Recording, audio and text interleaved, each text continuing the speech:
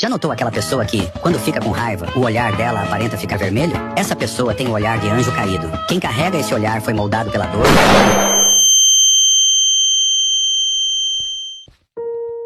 Se eu te falar que sou desse jeito, emojis gulosos e molestados.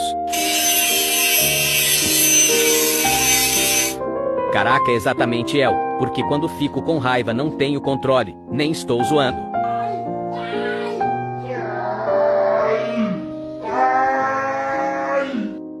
Quando eu mostrar meus reais pensamentos, não terá ninguém para impedir minha loucura.